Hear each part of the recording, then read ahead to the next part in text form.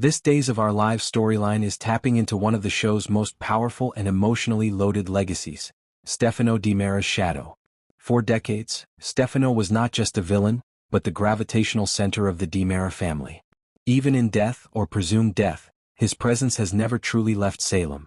That's why the bone identification is not being treated like a routine forensic reveal. It carries emotional, psychological, and historical weight that affects every Di Mera still standing.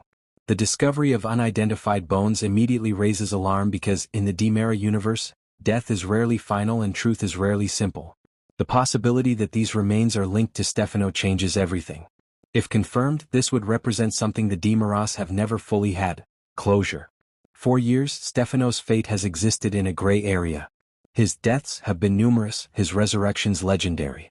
The family has lived in a constant state of uncertainty, never fully grieving, never fully letting go. That unresolved limbo has shaped Kristen, EJ, and the entire Di Mera clan. If these bones truly belong to Stefano, it would mean that the question of his existence is finally answered in an absolute way. The show's extended sneak peek heavily supports this direction. Kristen Di Mera is seen dressed in black, openly weeping. That image alone is significant. Kristen does not grieve easily, and she does not show vulnerability unless the loss cuts deeply. Her grief suggests this is not just another Di Mera crisis or power struggle. It looks personal, final, and devastating. Kristen's relationship with Stefano was complicated, intense, and defining. Stefano was not just her father.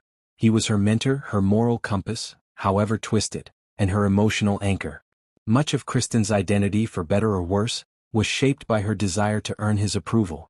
If the bones are confirmed as Stefano's, Kristen is not just losing a parent.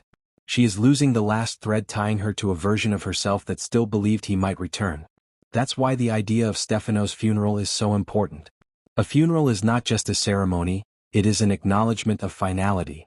For the Di Meras, holding a real funeral for Stefano would mean publicly admitting that the era of his control, manipulation, and dominance is truly over. That alone would mark a historic shift in the show. EJ Di Mera would be deeply affected as well, though likely in a very different way. Where Kristen grieves emotionally, EJ processes strategically. Stefano's confirmed death would force EJ to confront the reality that he can no longer blame his father's influence for his own choices. Stefano's absence removes a convenient excuse and places full responsibility squarely on EJ's shoulders. If Stefano is truly gone, EJ becomes the uncontested patriarch figure, whether he wants that role or not. This revelation could also intensify the current tensions among the Di Meras. When powerful figures die, families don't always come together. They often fracture further. Old resentments surface.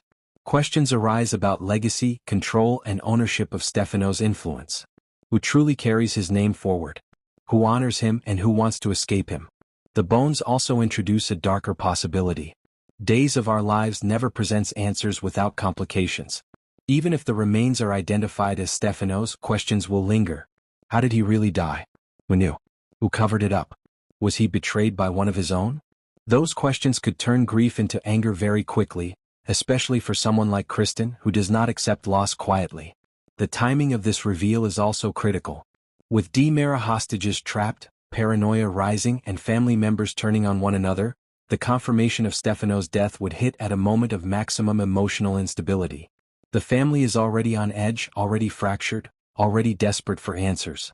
This kind of revelation could push someone over the brink. A Stefano funeral, if it happens, would not be peaceful. It would be symbolic, tense, and emotionally charged. Funerals in Salem are rarely about mourning alone, they are about reckoning. Old enemies show up. Old sins resurface.